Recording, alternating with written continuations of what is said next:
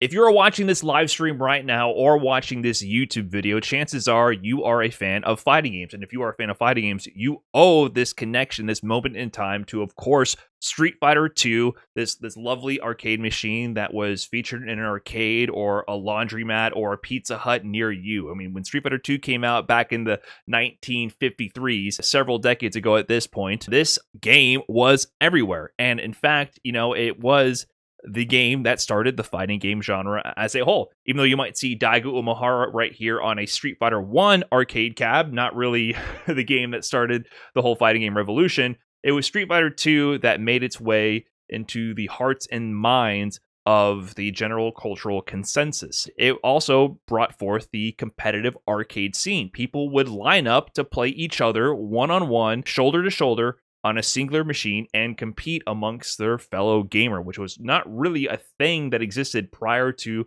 Street Fighter 2 taking over the masses. This culture of competitive gaming in the fighting game scene in arcades persisted for quite some time. I mean, here we have one of the most famous encounters of Alex Vai and Daigo, two legends of the fighting game scene.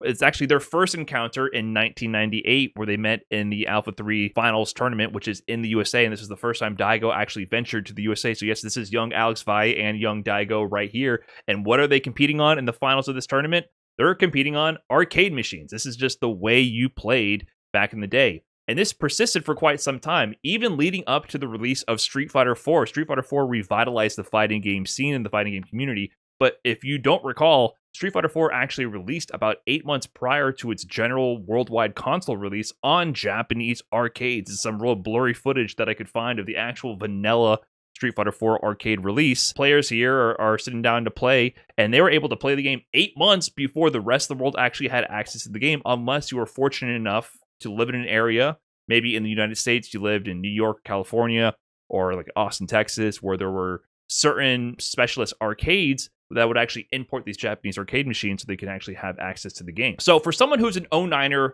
or a 2010er like me, who eventually picked up Street Fighter 4 and participated in the console generation of fighting games and the competitive scene, which was at that time gravitating towards console to host its tournaments on, there was a certain mystique about the arcade era. I mean, you would hear the tales of Japanese salarymen showing up to the arcades in their business attire and suits after work, hopping off the train to beat your ass in some Street Fighter 4. And you can see here, they're chain smoking their cigarettes. There's even the ashtrays directly on the arcade machine themselves. And sure enough, there's evidence of them smoking cigarettes all over the place in these arcade photos. And so there was a certain mystique about the level and the caliber of gameplay that you could only experience if you are here in person to play these players in Japan on the arcades, because all you had was home console play in the US. It was a different world where we were very disconnected in the West from the Japanese arcade scene. This is not just, Japanese salarymen playing after work. The home names in fighting game competition and in the Street Fighter scene, they honed their craft in arcades. This is Bonchan. Now, this is in 2017. This is actually Bonchan playing against Punk in the 2017 Street Fighter 5 era. But Bonchan did hone his craft in the arcade scene along with household names like Daigo and Kazunoko and all the top Street Fighter 4 players at that time. They met up in offline arcades to play the game. The arcade culture did persist for quite some time because this is 2014, this image right here. This is from the Ultra Street Fighter 4 Taito Arcade Nationals in 2014, which is a premier event for the Capcom Pro Tour, where they actually hosted this event on the actual Ultra Street Fighter 4 arcade cabs. So this event was notable not only for that, but for being on the actual arcade cabs. This was a qualifier into Capcom Cup, and actually Nesica won with his Blanca, the only CPT premier event ever won by Blanca at the time. So this was a very notable event.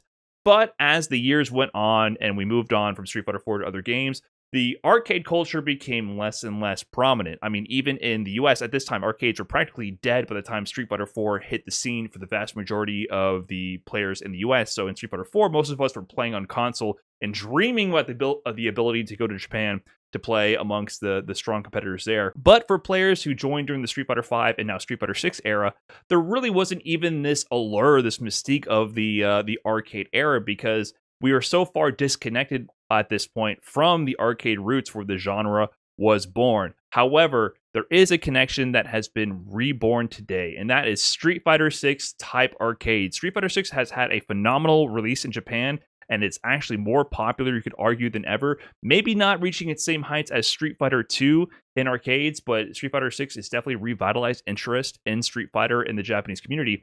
And Street Fighter 6 Type Arcade has actually been extremely successful in gathering interest and support in arcades, and it's fairly active to this day. On a personal vacation that I had with my significant other to Japan, I made it a point to try to visit as many arcades as I could. Obviously, we weren't there just to play Street Fighter, so I didn't get to spend all my time in Japanese arcades and hunting down Street Fighter 6 Type Arcade machines, but I did get to play a decent amount, and I have some findings from this trip that I would like to share with my audience, because I feel like for many people, we don't understand how this scene operates or how Street Fighter 6 Type Arcade operates, and I think it would be interesting to share the lessons I learned. So, in this video, you will learn about the arcade locations that I got to visit and their physical presence in the world, how Street Fighter 6 Type Arcade actually works, like how you can actually play local players in the arcade that you're at, how to play online, how the leaderboards operate, a bit about the arcade culture I got to experience, and a bit about the actual gameplay experience itself and the player level of the players you got to play at the arcades and online on Street Fighter 6 Type Arcade. And the journey begins at Round 1 Arcade in San Diego. So, this is actually not my first rodeo playing Street Fighter 6 Type Arcade. There is some access to the actual arcade machines available in America. Now, Round 1 Arcade is an arcade chain that sort of models the Japanese arcade archetype. It has many of the same games that you would find in a typical Japanese arcade, and also all the crane games that are infesting all these institutions. And it even has Street Fighter 6 Type Arcade. The problem with this is, I don't think they offer online play, as far as I know. They are set up for local play, where you can actually play the fellow players on these cabs. I'm here playing as JP versus a Ryu player over there playing on this cab here. The main issue is, though, you are fighting the controls more than the player. You are not fighting the opponent. You are fighting these controls. Every arcade stick that was available here has a different looseness to it. Some of them feel like you can't even properly input the directions. It feels like you're not able to register what you want to do appropriately with the arcade stick itself. And the buttons are psychotic. I was getting random DI and random parry and random heavy punch when I literally was not even touching the controller whatsoever. So your mileage will vary. My opponent, on the other hand, he is using the USB port that is available on Street Fighter 6 Type Arcade to plug in your own peripheral. So he's playing on a pad here with no issues. I'm fighting my opponent and the controls here. So this was a very challenging fight. I did manage to beat this Ryu player, but I would say it was 50% me fighting the Ryu player and 50% me fighting the controls. It was kind of a frustrating experience, to say the least. I was looking forward to heading to Japan and playing on a properly calibrated and maintained Street Fighter 6 Type Arcade machine with other strong players. And thus, the journey begins at Taito Station, Shinjuku. We actually stayed in Shinjuku as the first leg of the trip. And this picture I took while riding up the elevator to our hotel room. I saw the Taito Station, the banner there. From far away. I zoomed in on my camera to take this photo, and I said, there's my target, Taito Station Shinjuku. And I quickly learned that Taito Station Shinjuku is a false prophet. My first experience with the arcades in Japan was extremely disappointing. There is not a single fighting game to be found in Taito Station Shinjuku. Not a single one. It is multiple floors. I believe it's floor 2 to 6, so maybe 4 floors total, if I'm recalling correctly, filled with rhythm games. They have things like the Gundam 3D action game. They have plenty of games to choose from, but not a single fighting game whatsoever. And in fact, on the top floor, what was surprising to me was how popular these photo booths are. I believe they offer like custom filters and backgrounds and I don't know what. This was the 6th floor, the final floor of the arcade. This place was packed to the brim. And of course, that's also because this was Halloween at this time. So Halloween in Shinjuku is rather popular. So a lot of people were dressed up trying to take their photos for Halloween. But I saw this at other arcades as well, and they were fairly popular even past Halloween night. I didn't even know this was a thing, but this is very popular. This is not the true reason why I feel like this arcade is dying in my mind. The true reason why it's dying is because of these crane games. Crane games, I've come to realize, are like a virus, like a disease that infects the arcade and starts to take them over. Japan in general, as a first-time visitor, this is my first trip to Japan, I've come to notice how they have integrated gambling into many, many aspects of their entertainment.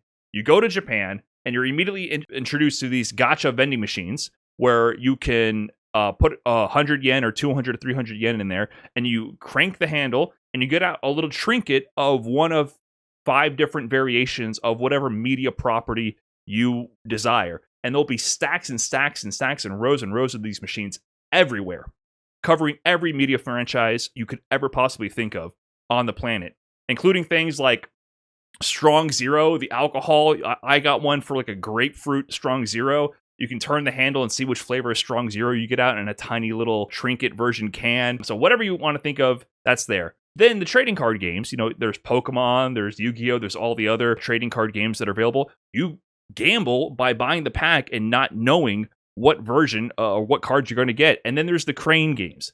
These games you play by, you spend some credits and then you try to move the prize around and try to move it off the parallel bars that are holding the prize in place and hope to drop it between them and collect your prize. These are everywhere in every arcade, and it feels like they're encroaching on the space for traditional arcade games. So I've started to view these rather negatively. I think they're keeping the lights on for the arcades in Japan, but yeah, it's eaten up space for traditional arcade games for sure, and that was the primary attraction at Taito Station Shinjuku. But not all hope is lost. We do have a successful venture to finding fighting games at these Japanese arcades, starting with Taito Station Shibuya. Now, I didn't take this photo. This photo is from Google Maps, but I did enter in this entrance right here. You can see here it advertises Taito Station on basement 1 and the first floor. This entrance I did take, and there's Taito Station right there, this tiny little entrance you can see here. And this is actually about a block or 2 away from the famous Shibuya crossing, which is as active as it looks in this photo. Shibuya is a very active place, and as is most of the major areas in Japan. There are people everywhere. And after a long day exploring Shibuya, we entered into this arcade, and I met with this view. I took this photo here. Yes, Street Fighter 6 Type Arcade. Rows of them. It is real. The Street Fighter 6 Type Arcade machine actually exists. They also had other fighting games available. They had a whole row of Tekken 7 cabs. Of course, they have like the Gundam games, which are very popular. A lot of these Tekken players are very strong. It's Tekken 7, though. I don't think Tekken 8, as far as I know, has an actual arcade release. But the Tekken 7 cabs, while not as popular as the Street Fighter 6 and OG Street Fighter cabs, I did see a number of times people actually booting up Tekken 7 and playing on them, playing online and locally as well. And here I am, cheesing up there, sitting down to play Street Fighter 6 Type Arcade. And here's where we can take a notice at the actual arcade machines themselves. So, like I mentioned before, Street Fighter 6 Type Arcade does feature a USB port where you can actually plug in your own peripheral and play with your own unique controller. At this arcade and a number of other locations, they actually include a pad here. I think this one's the PlayStation pad, but some of them include like just a generic game pad, which is more of a fight pad with 6 buttons on the face instead. And you can see here they actually tie it down to the actual arcade machine itself. And you're able to plug in your own controller and use it that way. Another thing to note here is, how do you actually play the game? You actually have to pay money to play on the arcade. So, how do you play? You play with a credit. What is a credit? It's 100 yen. What is 100 yen? That's about 66 cents. That's basically $1 in Japan. 100 yen is $1. You can actually pay in many ways. You can actually use the coin itself. A 100 yen coin is kind of like the size of a nickel, I would say. But a lot of them actually have credit card readers, and sometimes they don't read every credit card. You can see here, this one has like a scanner here. You can pay with Suica, which is like the Japanese subway card system, which you load up with credits to pay for your subway access. And it also has like the same application on people's cell phones. If you have an Apple phone, it's built in there natively, or if you have a cell phone from Japan, you have Suica built into it. You can use WeChat. There's many different digital payment systems as well that you could use. So I just used the actual 100 yen coins, drop them in there, and you have a credit to play at that point. Now, how do you actually play with your opponent here? Like, how do you actually play against other players? It's a single stake on the actual arcade machine. Well, before we get into that, how do you actually get to select the mode to play is very important as well. So this is something that's very unique to Street Fighter 6 Type Arcade. When you put in your coin and you choose just to play locally offline, you get to choose a mode to play. There's normal and safety. Now, this was hard to understand at first because all the details and everything are in Japanese. So the actual main menus for the mode select are in English, but any like sub menu or subtext explaining the option, it's all in Japanese. So a lot of this I'm either selecting on a whim in real time, or I'm using Google Translate with the photo functionality to translate the arcade machine itself while I'm looking at it. Came to know how these modes actually operate. And I believe at this arcade, they actually have an instruction in English to detail that. With 1 credit, you have 2 modes to choose from, normal or safety. Normal, you enter 100 yen, and you get to play until you lose once or until you win 10 times. So basically, a max credit is a 10 win streak. At that point, you have to enter another credit no matter what, and you actually get a game over screen. So you can go on a 10 win streak, and the game is like, all right, good job, enough, cough up another 100 yen. Safety, on the other hand, you with 1 credit, you can play until 2 losses or 5 wins. So you can kind of hedge your bets with safety mode, and it gives you an extra life, essentially. But if you get 5 wins, it also kicks you out of there as well. So I think that's a really good option for it to not be as punishing. I always played on normal. I'm going hardcore. I'm going to win or lose with that 100 yen. But it gives people more bang for their buck, especially if they're just trying out the game as well. So I think that was a really good option. Now, as far as actually playing the other players in the arcade, at this arcade, I was playing locally with people on the other machines in the actual arcade itself. So this one actually had, this photo was on top of the arcade cap I was sitting at. It had instructions on how to play a friend. So once you selected your mode, you would be queuing up with no card. This is because you haven't put in a Nesica card, which we will get into. You start queuing up for matches, which is indicated by this icon here, which is the same thing as home console Street Fighter 6. You're searching for a ranked match. You'll be synced up with any arcade cabs on the same network as you locally. So oftentimes they're indicated by the letter.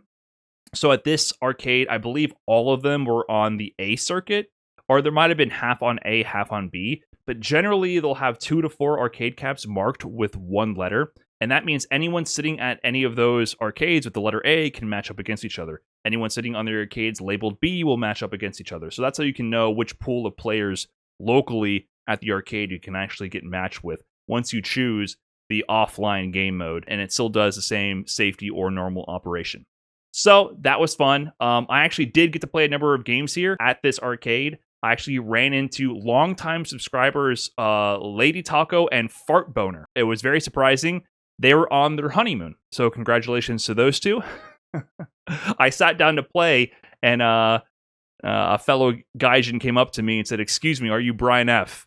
And I got to meet the legendary Fart Boner and Lady Taco in person. So I got to play them in a few games, but also that I sat down to play more, and I got matched up with a young couple sitting at the very end of this row of arcade cabs. They were maybe on a date. They seemed like they were maybe in high school. And then it was the girl that was playing on the arcade cab, and we got matched up with each other. And I felt so, at first, you know how I am about, you know how I am. I am competitive to the core, and I usually treat the opportunities of playing less experienced players as like, time to go all out, time to teach them a lesson.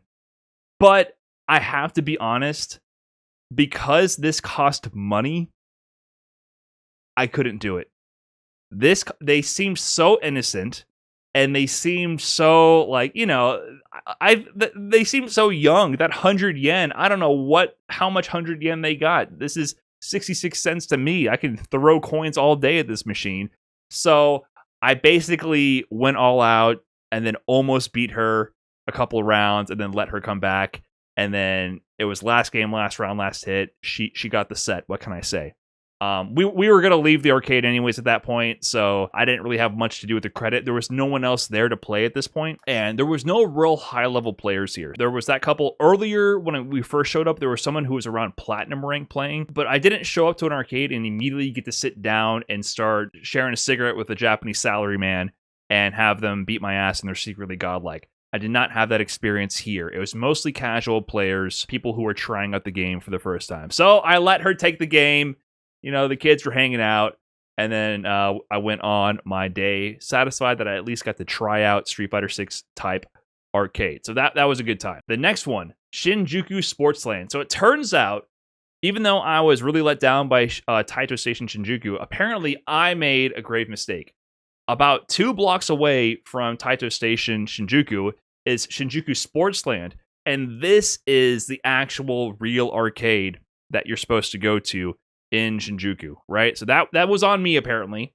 So once I heard word to look out for Sportsland, I made my way over there the next day, and lo and behold, fighting games. They have them.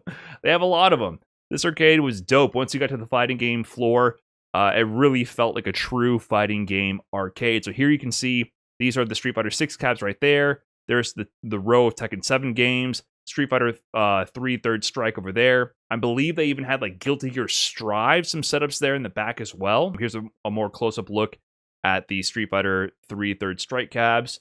They also have like variety fighting games in the back as well. I think that might even be Cross Tekken this guy's playing right here. If you look closely, it's like Zangief flying down on the Cross Tekken grid. It might just be Street Fighter 4, I can't tell. Here's the Guilty Gear section, Guilty Gear Xrd, and other Accent Core Plus R. And then I think this is also Third Strike from this angle, from the other angle where the Street Fighter 6 cabs are here to the left. And yes, indeed, they had Ultra Street Fighter 4 on the BlazBlue cab here. These are like the variety cabs, which can load up a number of different fighting games. And there I am, cheesing once again, playing some Street Fighter 6 type arcade. I am on the machine itself. But what's that? What did you notice besides my beautiful coin purse right here? What is that? Brian F. Yes, I am playing Street Fighter 6 type arcade online for the very first time. And let me tell you, this was a journey. A journey about Nesica. So, here we go. Let's break down what it takes to play Street Fighter 6 type arcade online. Now, to play online itself is actually rather simple. You need a Nesica card. Here on the left is a generic example of a Nesica card vending machine. And here's all the different variations of Nesica cards. My Nesica card is this variation down here, the white and blue boob that you see down here.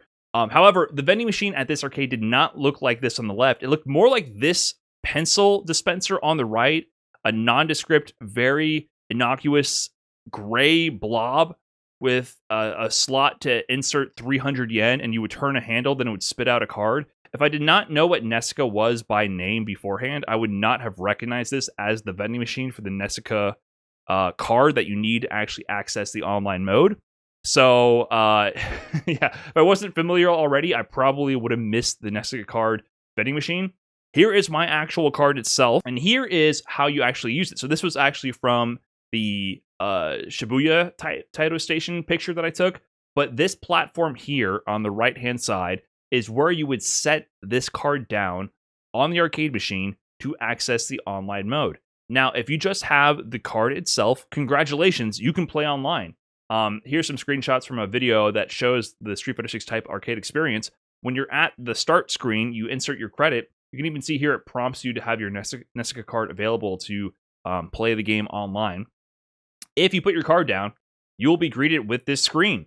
No name 550615 and the option to accept or not.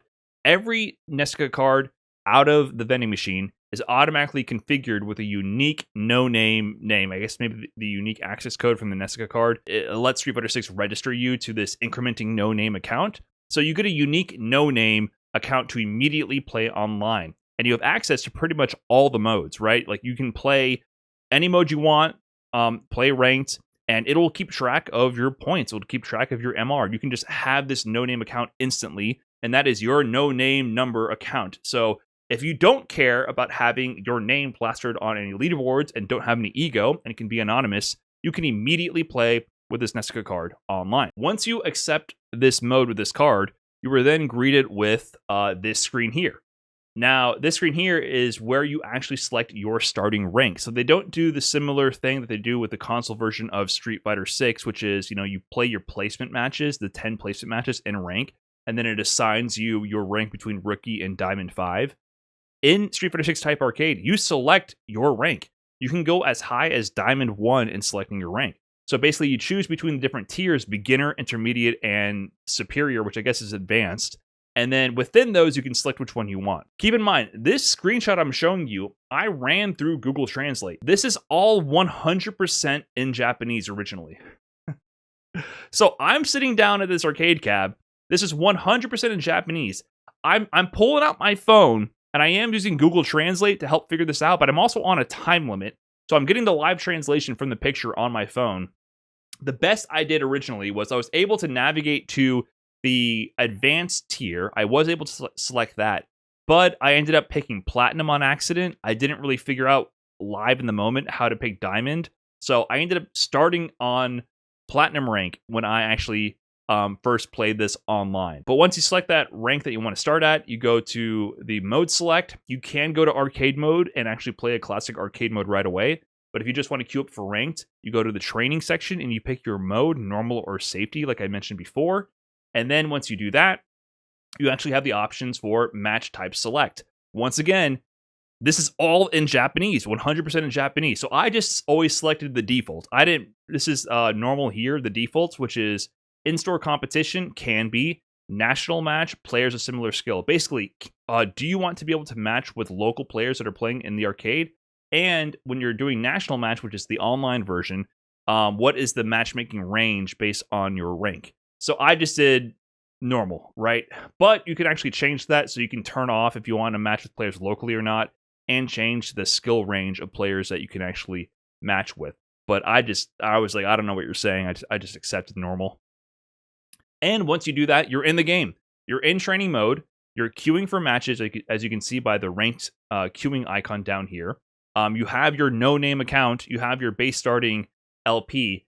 And you have a training time limit. So basically, as the game goes on, there is the normal and safety game mode, which is either on normal, it's first to 1 loss or first to 10 wins. But there's also a training time limit, which I think starts at 9 minutes. If you don't find any matches and that 9-minute timer goes down to 0, your credit is also expired. You game over and you have to put in another credit. If you don't find any matches, this timer goes down every time you leave a match and return back to training mode. So it doesn't kick back up after a match completes. So you have limited time to use training mode no matter what, right? So this timer never increases. It only decreases from the moment you start queuing for matches. I never ran into an issue when I was actively searching for matches where I got kicked out due to that, because the matches come very fast. But theoretically, if it's dead, you can just waste your credit on training mode and not be able to actually play any matches, or just, time out that way. As you can see here, the translated version of the ranked icon here, the ranked searching icon, searching for opponents in-store nationwide. Those are the settings selected. And boom, you're in a match. No name versus no name. You are playing the game. That is really all it takes to play Street Fighter 6 Type Arcade online. Just get the Nesica card, which is usually in a vending machine right by the arcade cabs, and you're able to play online nice and easy. Now, there's a few other interesting icons on the screen, like in the bottom left and bottom right of the screen here. So on the bottom right and the top row here, it actually tells you your status. So in this example, this is from the safety game mode. Translated, it says 4 more wins or 2 more losses. So this is after somebody won 1 match on safety mode. So it kind of tells you like how much more time you have to play.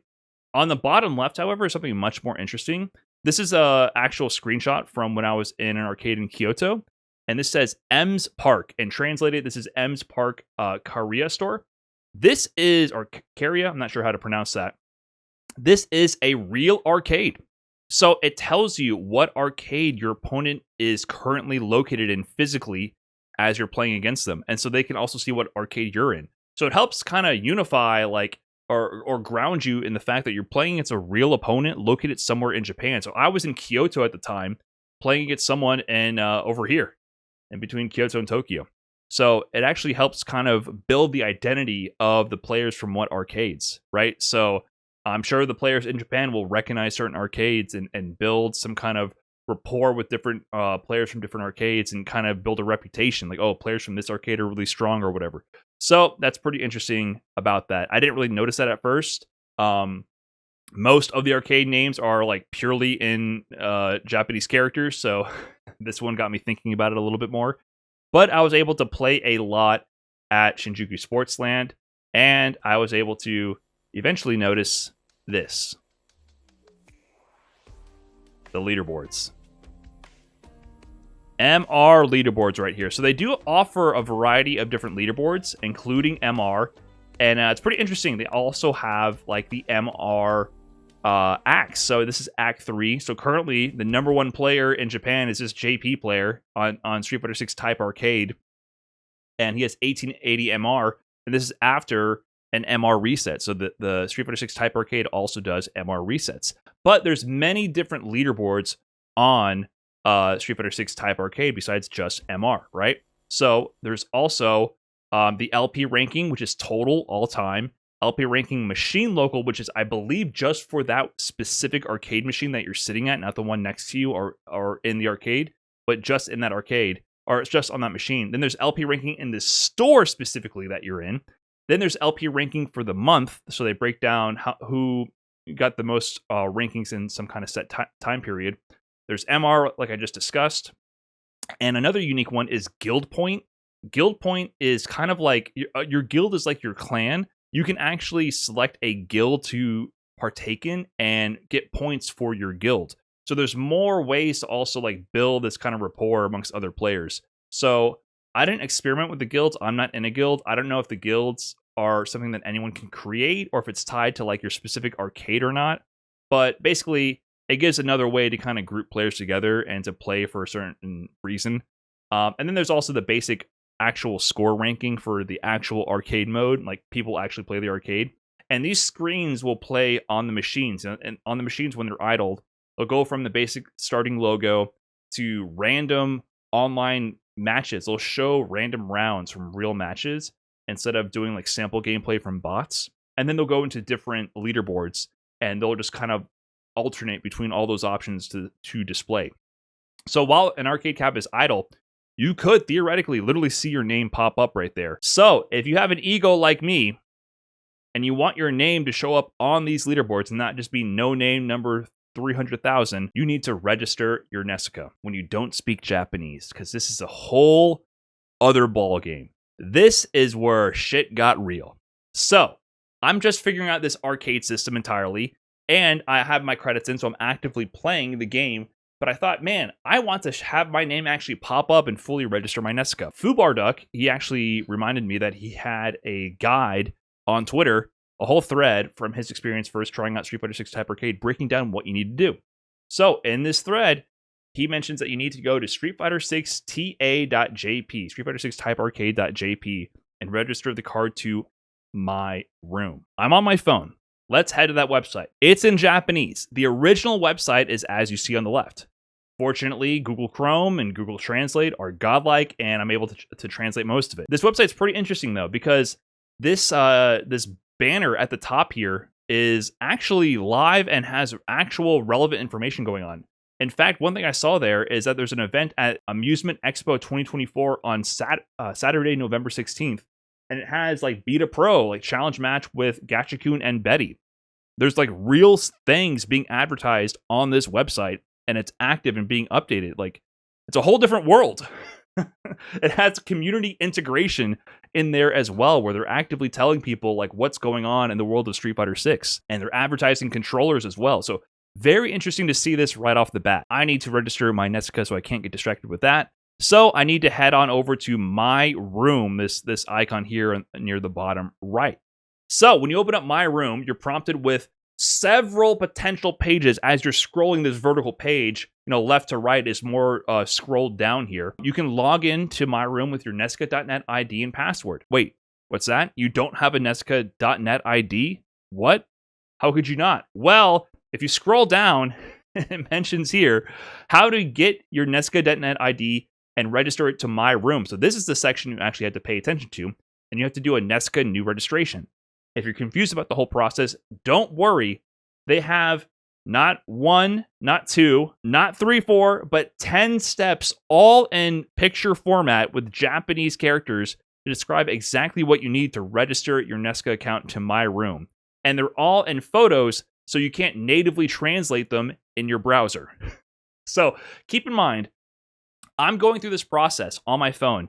I'm at the arcade machine. I already put my credit in, and I need this credit to last. I have limited coins in my pocket. Okay? So I'm not losing. I'm on normal mode.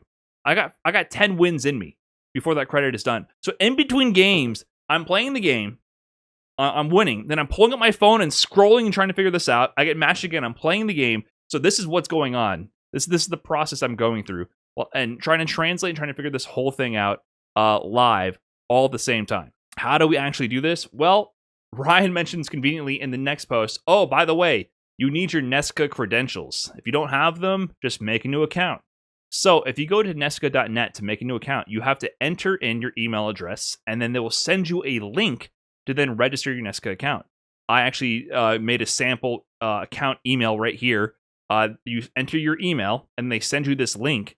And then when you click on this link, it brings up the registration page. You then enter a nesica.net ID and password, enter your information, and register. And then here you have to enter your area. Your area gave me a lot of issues because this bubble menu is all in Japanese and has 3 full 10 option scrolls of places to put for your area. And Google Translate does not translate that natively in the browser. And you got to understand, in my mind, I'm like, do I need to accurately set my area or else matchmaking doesn't work? How important is this? I can't afford to fuck this up.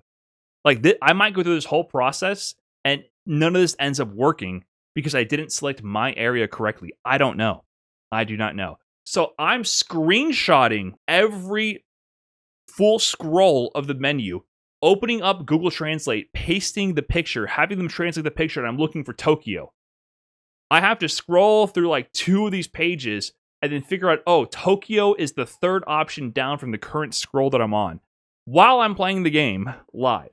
So, painful process, but I was able to eventually find Tokyo, which I think was the right location to put. I don't even know. You take your Nesica card, and you look at the back of the Nesica card, and you get the access code. You put that in. You go to the next, and then you have your Nesica account set up, linked to your card.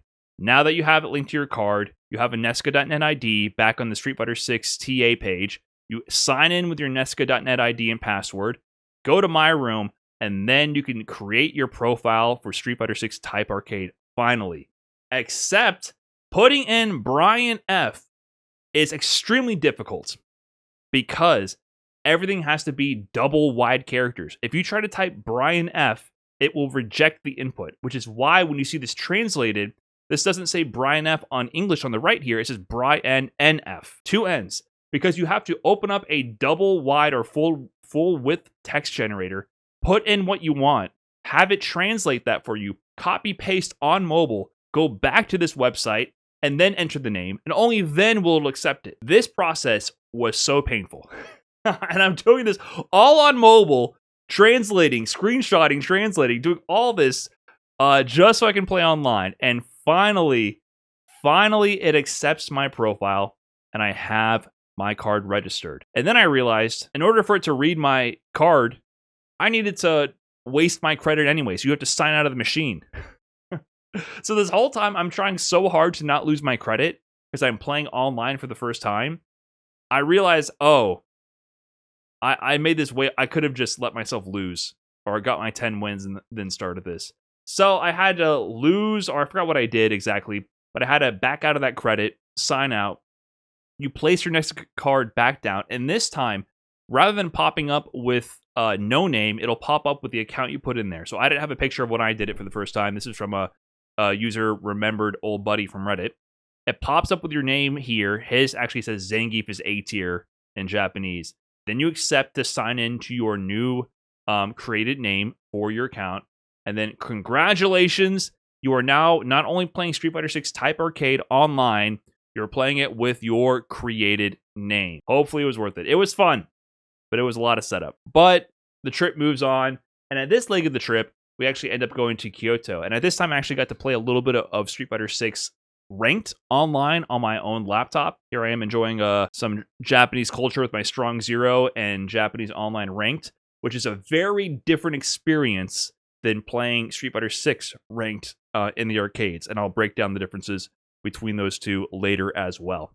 But I did not realize in Kyoto that a very specific and very important arcade was in the vicinity. I randomly opened up Google Maps and searched for arcades, and I found that A-Cho Arcade Kyoto is just around the corner and walking distance. I had no idea this arcade was there. This arcade actually means a lot to me because, like I mentioned before, in the Street Fighter 4 era, it was a place, like a portal to another dimension where these players that you might not even know their names, it might be only in Japanese characters, but they are doing things you did not even know were possible at the time in the world of Street Fighter 4.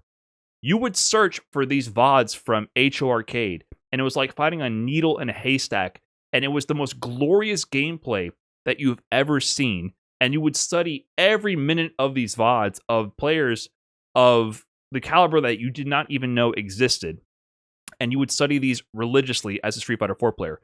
I'm talking about 14 years ago. These VODs are from vanilla Street Fighter 4. And you would have players that played at this arcade that weren't just anonymous salarymen beating ass, but legendary players like the Zangief player Cantona.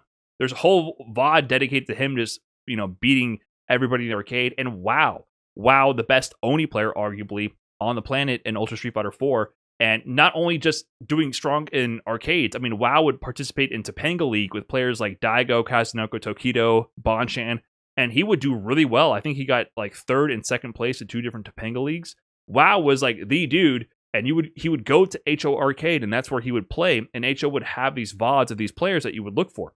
And I was about to be able to go to this in person myself. I made the journey, and this is the outside of A-Cho Arcade. Can you tell? Can you tell that there's fighting games inside? A lot of Japan is like this, where it's very vertical, and you would enter into random buildings, and every floor would either have different businesses, or some businesses would extend to multiple floors, and you wouldn't really be able to tell what was on any floor.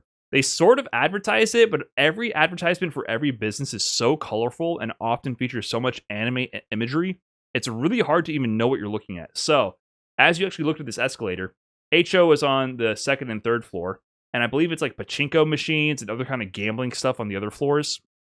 It's really hard to tell. So you go up this escalator here, and then you eventually make your way into the actual arcade, and lo and behold, yes, there are fighting games to be had here. They have the whole banner with the Street Fighter 6 roster here. There's some Street Fighter 6 arcade cabs dead center. There's the Nesica vending machine itself to get your Nesica card. You have the banner with the characters there. Here's some old school fighting games. I think they had even some Guilty Gears back here as well. They had Street Fighter 2. I'm not even sure what this one is. Is this Alpha? I can't even tell. But they also had Guilty Gear back there as well. They had the little fake Blast City cab here with the cutout for you to put your face there where Zangief is. And, of course, Street Fighter 6 type arcade, which I got to sit down and play. And now that I was already registered, I can focus on just grinding the game. So I got to play a little bit, met up with someone named Gus, who came out also on vacation to meet up and play locally a little bit. Now, I did say that the arcade experience has been very good because the actual hardware works. This was the first case where we had a hiccup in the arcade experience because Gus came to play with me locally, and when he sat down to play, his cab did not have medium punch. It just didn't register whatsoever. So we ended up swapping sides. I played him in like a 1st to 2 on the arcade cab without a medium punch to handicap myself. But I told them, I was like, man, that's so unlucky because literally every single cab I've been to at this point is in perfect working condition. And then suddenly one of these just doesn't have a medium punch. I'm sure they would have fixed it right away. There was attendants at all these arcades that are maintaining the machines. So I wouldn't be surprised if they fixed it right away, but that did unfortunately happen. But I was able to also play online and get my grind on and achieve Street Fighter 6 Type Arcade Master rank. So I was very happy about achieving that. But it was time to move on to the next arcade. Hey Arcade Akihabara. So this was actually back in Tokyo after leaving Kyoto. I was looking again for another arcade to go to, and I heard that Hey Arcade is almost like the place to be right now if you want to play multiple fighting games. So as you're approaching, you can see the signs for different games available there. They have all these signs with old school Street Fighter 4 posters as well, Tekken 7. And yeah, there was a lot of fighting games here. I think Hey Arcade definitely had the most fighting game cabs available. I didn't take that many pictures, but they had several rows of Street Fighter 6 cabs that were extremely active at the time. a bunch of Street Fighter 4 cabs as well, lots of Tekken 7 cabs, a whole section with Street Fighter 2, and in the corner, there was a whole section way back in the corner where there was multiple salarymen in their business suits playing Street Fighter 2, and they all seemed very, very good. And the funny thing about it is, they were just across from the Cube of Shame. Now, this is not my picture, this is not from Hey Arcade, but, you know, I mentioned the salarymen who used to sit at the arcade cabs and smoke there and you know, put out their cigarettes in the ashtray directly on the machine themselves. Well, times have changed. They have created the Cube of Shame where all the smokers get crammed into a glass cube. This one has more privacy than the one at Hey Arcade.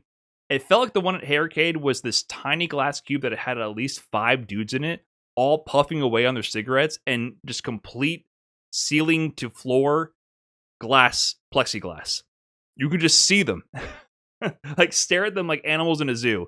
And I was like, wow, they are really, they're really putting these guys through it. Like, look what they took from us. The great culture we just had before. This used to be a proper country. You could sit down and smoke your cigarette at the arcade cab. Now you got to go to the Cube of Shame to do that. Back to the Street Fighter 6 action. I was on the grind again. And here I got to play the most, actually. And you can see here, I actually ended up at 1673 MR and 32,000 LP.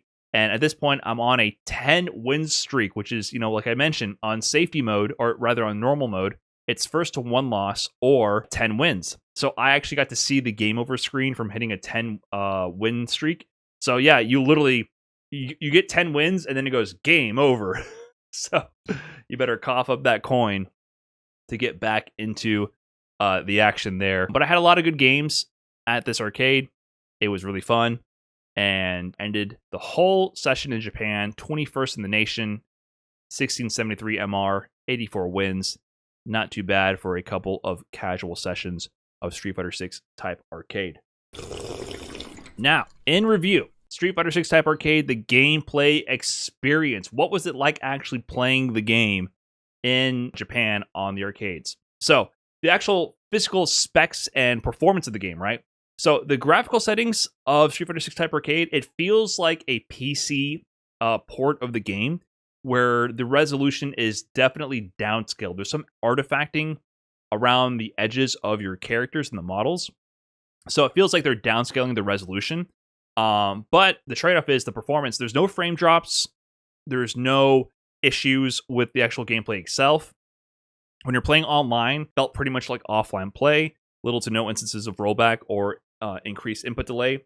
The native input delay was pretty good. I was surprised by the native input delay, and this is kind of a key point because Street Fighter V also had an arcade port as well, but apparently that port had really, really bad native input delay, so everyone kind of just dropped it immediately into this sucks. On this one, it's either equal to PS5 or better. I thought it felt pretty good to play on. As for the actual hardware, I had no issues on any cab. Like I mentioned before, there was the one cab in A-Cho Arcade that was missing a button.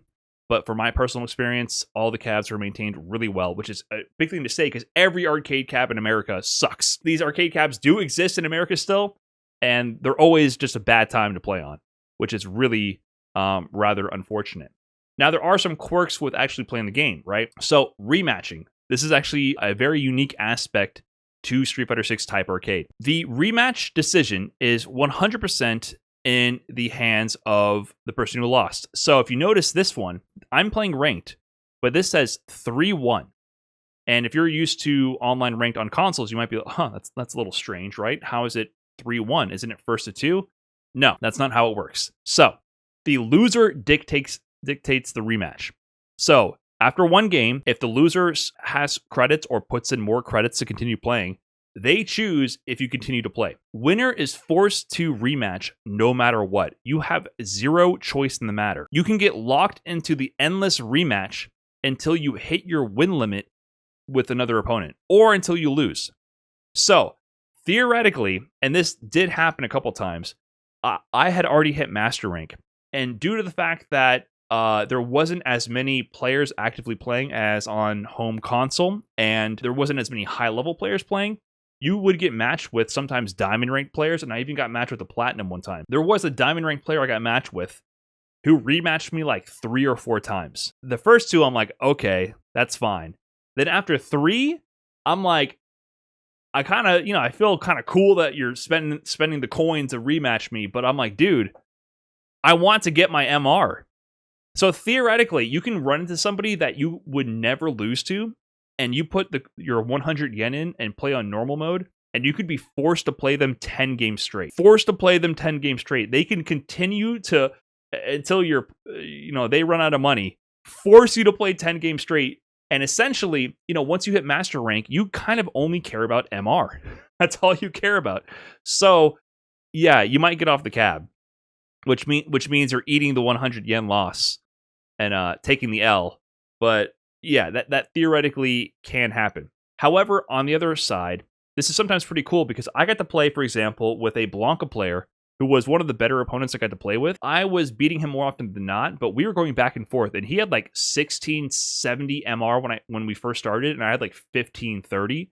It was like when I first got to master rank. We played a long set. It ended like 9-4 in my favor, but he kept rematching, and I'm like, dude, sweet, I'm siphoning your MR. We swapped ranks.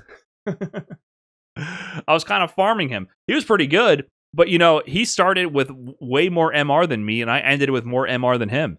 And it was actually legitimately a good set, but that's the other advantage that it offers, in that if you're playing someone who's equally matched, both of you are pretty incentivized to run it back, and it feels more like a connection in that way. Like, you're both spending money to run the set back, because, like, he finally got a win on me, and I'm like, nah, fuck that, I put my coin back in, So it's pretty cool in that sense. However, you definitely get locked into playing players you don't want to play against. And I remember at Hey Arcade, this guy sat next to me, and he had like a 1650 MR Ken.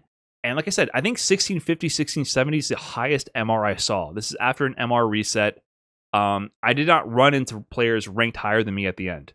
I was winning consistently at this point on the arcade. And there wasn't many high-ranked players. So this guy had a 1650 Ken right next to me. I'm like, damn, that's juicy points. I wish we got matched up with each other. He played against like a Diamond Zangief, and the Diamond Zangief kept rematching, and every time the Zangief rematched, the dude was like,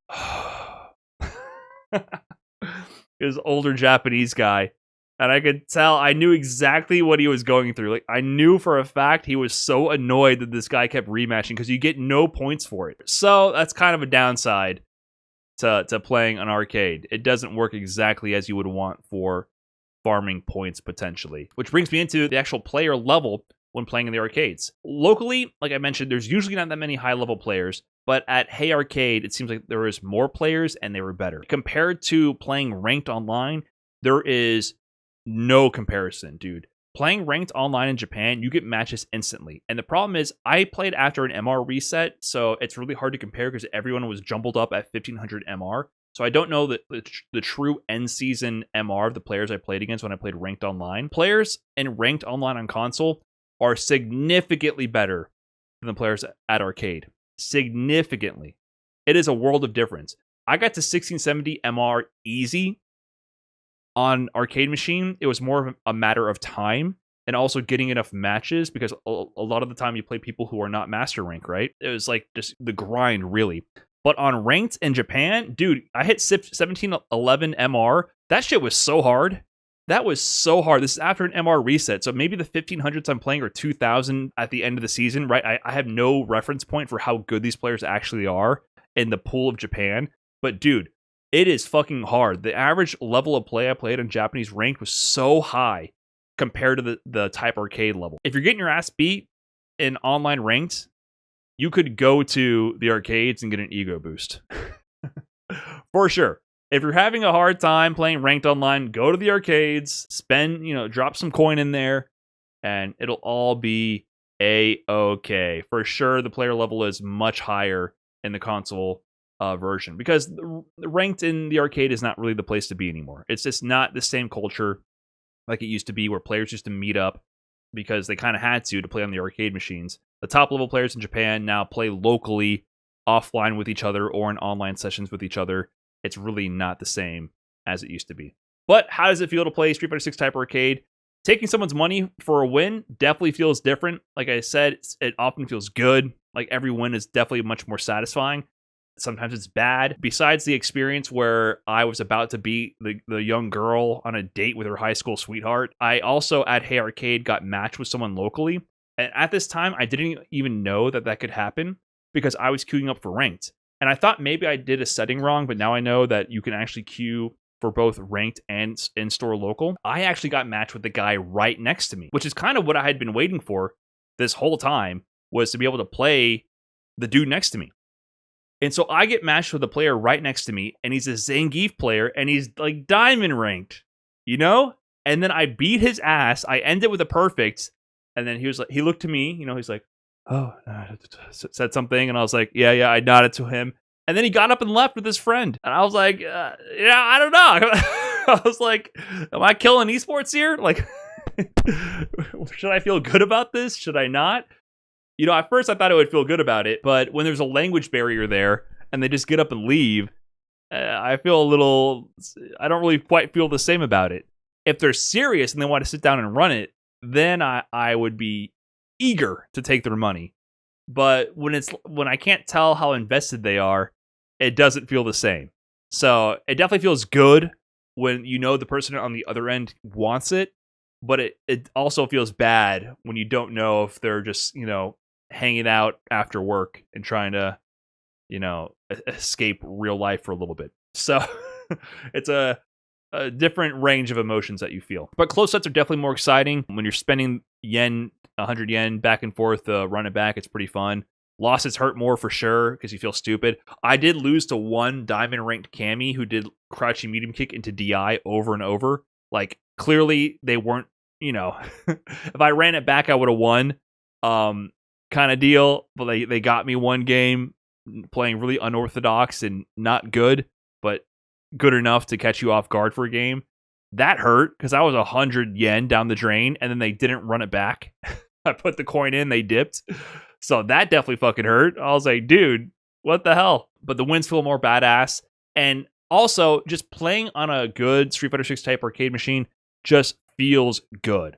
I mean, the sound effects and the music are booming. The way the speakers are orientated, it's really good at keeping you like engrossed in the game and not really bleeding too much audio from the other arcade cabs. You are in a noisy environment being in an arcade, but playing on stick, first of all, feels way cooler than playing on leverless, right? Like, I got to go back to stick and play Ed on stick. It feels badass. So in general, like, the actual feel of the experience feels very good. The sound is great. The experience is great. Overall, it's just a fun experience. And with that in mind, I got to see this. Boom. I wasn't able to see this in person myself, but there's little old Brian F. After all the rigmarole I went through to get my name registered and be able to participate and have my name actually registered to the card when I played online, I actually got to see my name pop up on the leaderboards. Not when I was there in person, unfortunately. It didn't pop up while I was there. But this is from the Hey Arcade stream of an idle cab. I actually got to find this footage, and I was told by Chaoser here that he actually saw my name pop up there, and he sent me the actual picture of it. So in the end, I ended up at 11th in the nation, and I had the AC Champ title. So I didn't mention this before, but AC Champ is the new title they created for arcade specifically, which is essentially like the legend title for the home version of Street Fighter 6. If you are top 500 in MR, you are AC Champ. So I was able to achieve that. And like I said, it wasn't due to difficulty. I didn't get higher points. I feel like Type Arcade is more about farming, and I just needed more time to farm. Maybe eventually I would have ran into stronger players. But I'm happy that I was able to get on the LP ranking for the month, top 3, and hit the AC Champ while I was there in Japan. So, feels good, man.